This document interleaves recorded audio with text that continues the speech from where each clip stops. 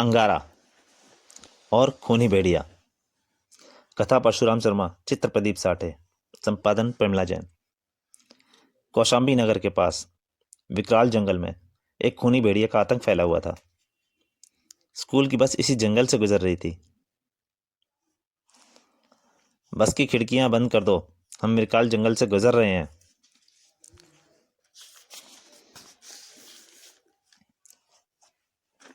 पर एक बच्चे ने खिड़की बंद नहीं की तो उसकी टीचर गुस्सा हो गई।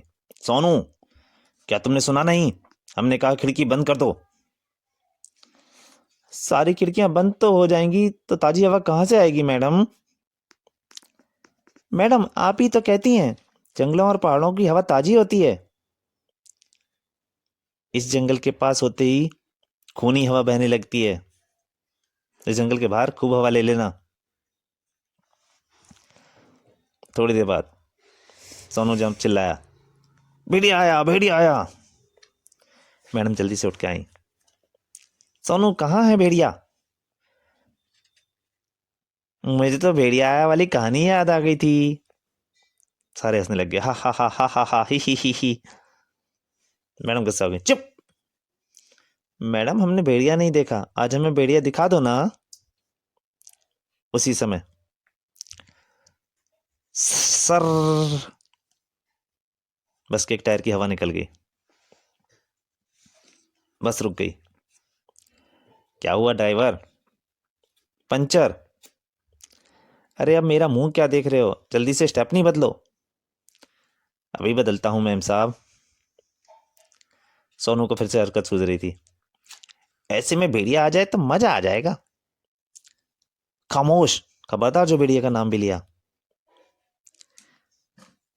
मैडम, जब तक स्टेप नहीं बदली आती है हमको जंगल घुमा दो ना। मैडम चिल्लाई। चुप! मैडम मन में सोचने लगी, पता नहीं किस खाल का बनाया ये सोनू, जरा भी नहीं डरता। बाहर ड्राइवर और उसका सहायक स्टेप नहीं बदल रहे थे। स्टेप नहीं बदलते बदलते उन्हें शाम हो गई। ड्राइवर चिल्लाया। ड्राइवर को चलो, जय बजरंग बली, अब ठीक ठाक पहुंचा देना।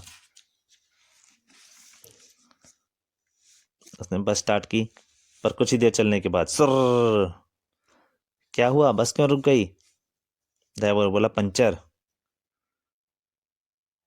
मैडम बोली, अब क्या होगा? भगवान भरोसे हैं मैम साहब, कोई सवारी आ गई तो कुछ करा जाएगा। अब हमारे पास दूसरी स्टेपनी नहीं है। थोड़ी देर बाद रात होनी शुरू हो गई थी। ड्राइवर बोला, रात हो गई है, अब बच्चों से कहें कोई बस से बाहर ना निकले। लेकिन उनके खाने पीने का क्या होगा, बहुत से भूखे प्यासे हैं। ड्राइवर ने बोला, आप लोग यहीं रहें, मैं पानी तलाश करके आता हूँ। मैडम बोली, हमें डर लग रहा है। चिंता ना करें, मेरा हेल्पर कुंदन आपके साथ है, वह बहुत बहादुर है।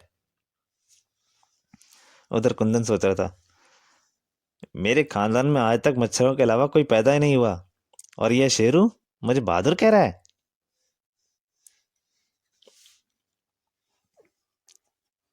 काफी देर तक ड्राइवर शेरू लौट कर नहीं आया। जाओ कुंदन, ड्राइवर को देख कर आओ, कहीं वह किसी मुसीबत में ना फंस गया हो। मैं चला गया तो यहाँ बच्चों की देखभाल कौन करेगा? सोनू बोले जोर से, बच्चों की देखभाल हम कर लेंगे, तुम शेरू अंकल को देख कर आओ। कुंदन, यह तो मेरी जान का दुश्मन बन रहा है, लेकिन अब तो जाना ही पड़ेगा। उसी समय उन्हें किसी चिल्लाने की आवाज सुनाई दी, बचाओ बचाओ। मालूम पड़ता है शेरू अंकल मुसीबत में है। सोनू जल्दी से बोला, चलो सब बच्चे। कुछ दिलेर बच्चे बस से बाहर आ गए। टॉर्च ले लो, लाठियां भी उठा लो। मैडम चिल्लाई, ठहरो।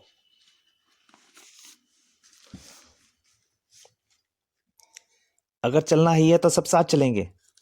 मेरी बात मानिए मैडम, आप यहीं रहिए। कुछ बच्चे मैडम के साथ बस में रह गए, बाकी सोनू और कुंदन के साथ शेरू की तलाश में निकल गए।